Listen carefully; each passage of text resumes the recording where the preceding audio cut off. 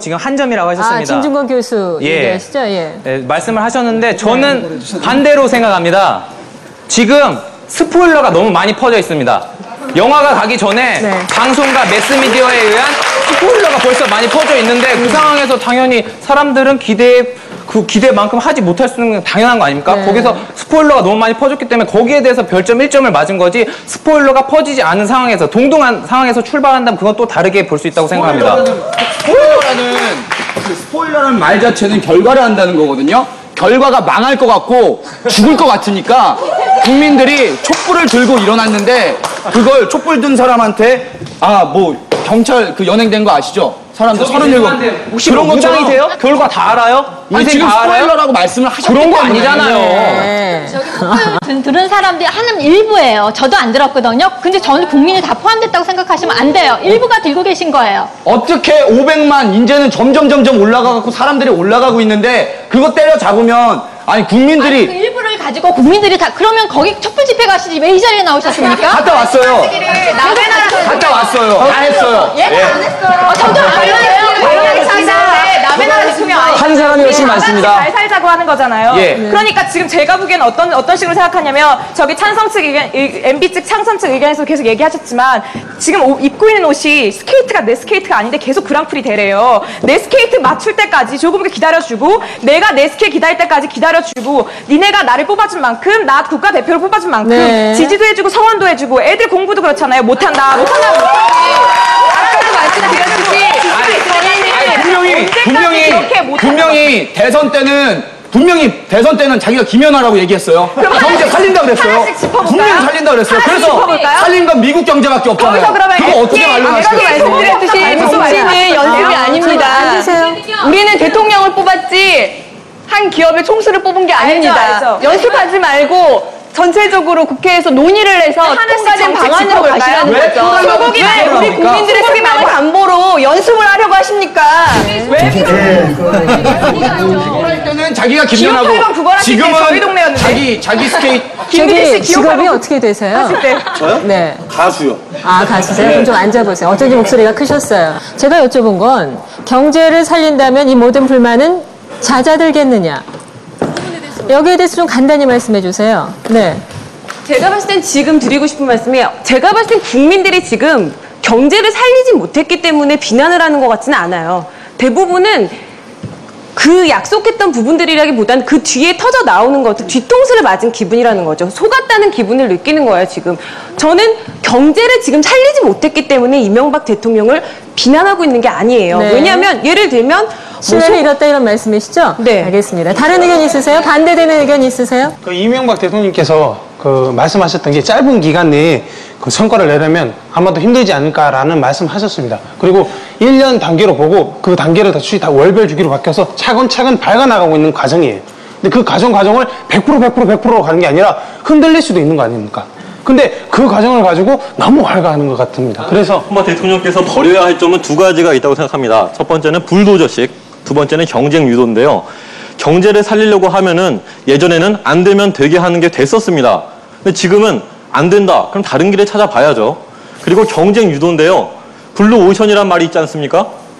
경쟁이 치열한 곳은 피하고 비경쟁 시장에서 이익을 올리는 것. 그게 바로 실용주의고 그것이 국민들을 잘 살게 하지 않을까요? 네, 알겠습니다. 경제와 관련된 이제 말씀을 들어봤는데요. 있습니다. 저 영세기업 하는 CEO입니다. 그러세요? CEO 하니까 저도 한마디 하겠습니다. 영세기업 어떤 거 아세요? 아주 제조업체 하는데 아주 영세하고 있습니다. 영세합니다. 저희가 계속 쭉 논점을 빗나간 것 같지만 참 다행스러운 건 민주다 반민주다는 이런 문제가 아니고 먹고 사는 문제로 가지고 지금 대통령을 평가하는 것 같으니까 먹고 사는 문제를 잠깐 들춰보겠습니다. 지금 대통령이 5년 임기 중에 100일 됐습니다. 사장이 기계를 사서 돌리기 전에 시운전 가동 중이라고 생각을 하시면 그게 어느 정도 길이 나야 됩니다.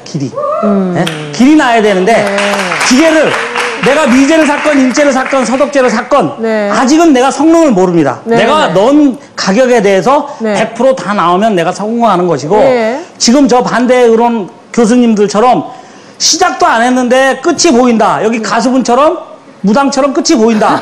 할 수 없습니다. 그러면은 투자 안 하고 네. 대통령이 립 서비스 하면 됩니다. 네. 아, 촛불 집회하니까 소고기 우리 행정협정 다시 한번 하자. 언제 이명박 대통령이 천황한테 가서 얼굴 숙이고 미국에 가서 우리 다 가져가시고 했습니까? 우리가 잘 살라고 FTA 하는 거고 저 한우 고기 먹습니다.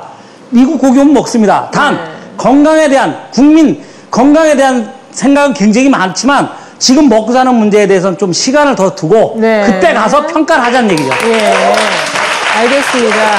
내가 기업을 운영한다, 나도 CEO다라고 말씀하시니까 확 와닿네요. 예. 네. 글쎄요, 저는 그 이명박 대통령 CEO라고 부르는데 그분이 그 건설 현장 뛸 때는 우리나라에 CEO라는 개념이 없었습니다, 사실. 경제라는 것이 구성원들, 경제 주체들 하나하나의 창의력이 있고 그 진짜 CEO는 그 사람들 창의력을 다 살아나게 하고 그 말을 듣고 방향을 잡아주고 이건데 네. 이분은 그게 아니라 자기 혼자 생각하고 너희들은 수족이 되어라 이겁니다. 그 다음에 왜 못해 닥달 네. 호통치는 이런 식이거든요. 그러니까 사실 네. 7, 80년대의 그 리더십을 지금 21세기에 갖고 온 일종의 복고풍에 네. 국민들이 굉장히 스트레스를 받는 것 같아요. 네. 그래서 지금 사실 그러니까 지금 진중근 교수님 말씀이시군요. 시계가 지금 뭐 이명박 대통령 시계가 나오지 않았습니까? 네. 퇴임 시계가 벌써 나왔거든요. 3개월 만에. 네. 그 사실 국민들이 지금 뭐냐 군복무 같아요. 왜? 아무리 힘들어도 국방부 시계는 간다. 근데 지금 황당한 좀 황당한 건 뭐냐 이게 복무 기간이 2배입니다 이게. 이 의견 좀 여쭤봐야 될까요? 지금 진중권 교수가 얘기한 내용 중에는요. 그러니까 이명박 대통령이 CEO형 리더십이라고 얘기가 돼 있었는데 CEO로서 능력이 있었느냐 이 문제도 나오는 것 같아요. 예, 그렇죠. 재성호 교수가 그냥 강한 반론을 제기하실 것 같은데요. 사실 지난 정부 말기에 여기 지금 청년들 많이 나와 있지만은 네. 청년 실업이라는 게 가장 큰 문제였잖아요. 그렇죠. 근데 일자리 창출이라고 하는 거는 결국 기업이 투자를 해야 일자리가 생기는 거 아닙니까? 그런데 지난 정부에서는 소위 반기업적, 반시장적인 정책을 너무 많이 폈어요. 그리고 FTA도 그 와중에서 노무현 대통령이 아주 정확히 판단한 거예요. 국가 전략 차원에서 또 우리나라는 대외 무역 의존도가 70%에 달하지 않습니까? 그리고 가공을 해서 그걸 수출을 해가지고 우리가 먹고 살아야 되는 나라이기 때문에 한미 FTA라는 선택을 한 거잖아요. 그거는 한나라당도 지지를 했습니다. 근데 그거를 잘 했어야 되는데 그걸 그냥 안 하고 또 넘겨줬잖아요. 이 17대 국회 마지막까지도 FTA를 한나라당이 주장해갖고 요구해서 노무현 정부가 할 수 없이 받아들인 게 아니거든요. 노무현 정부가 하겠다고 한 거란 말이에요. 근데 그것도 지금 안 하고 있어요. 지금 100일 동안에 사실은 이명박 대통령은 대통령이 생각하시는 일자리 창출 경제 살리기 위해서 인프라를 깔아야 되는데 여소해야 되기 때문에 법도 하나 만들 수가 없는 거고 현재까지의 기존의 경제 정책의 법제도나 인프라는요 노무현 정부의 유산을 그대로 안고 가고 있는 거예요. 그건 대통령이 할 수 있는 거는 방향과 공무원들을 아까 속된 말 닥달하는 건데 공무원들은 대하고 그다음에 공기업 개혁 할 수 있는 범위 몇 가지밖에 할 수 없는 게 아니에요. 그 와중에 총선, 한미 정상회담, 그다음에 알겠습니다. 이런 것들에 거기서 쇠고기 파동. 지난 정부에서 잘못해놓은 것을 바꾸는데도 지난 3개월이 벅찼다 이런 말씀이실 수도 있겠네요. 어떤 의미에서는 여소야당에서 법도 하나 제대로 고친 게 없죠. 17대 국회 계셨잖아요. 노회찬 의원께서는 뭐 하셨어요? 17대에서. 지금 이명박 대통령께서 여러 가지 문제가 발생하는 것을 갖다가 이것은 다 노무현 정부 때부터 해오던 일이다. 이렇게 변명하듯이 얘기하면 안 됩니다. 그게 아니 정말 그런 생각을 갖고 있다면은 노무현 대통령 바로 다음에는 자기가 대통령 안 해야죠. 안 하고 한 번 정도 쉰 뒤에 하든가 이렇게 해야지. 노무현 대통령이 일을 많이 저지르는 그 상태에서 그 다음 대통령을 하겠다고 원하는 사람이 본인이 아니에요. 그에 대해서도 말씀드리면 말이죠. 노무현 정권 때 5.0%가 5.1%였습니다. 경제 성장률 5% 나오는데 나라 망했다라고 했던 분들이거든요. 지금 성적표 얼마입니까? 4%대예요. 예상이 되는 게. 이것도 노무현 탓입니까? 예. 그리고 지금 아주 한 말이 유일하게 우리 경제가 유일하게 살 길이 FTA래요. 그런데 그건 노무현 씨가 했던 거거든요. 그럼 노무현 씨한테 감사해야죠. 그 살 길을 갖다 제시해줬다.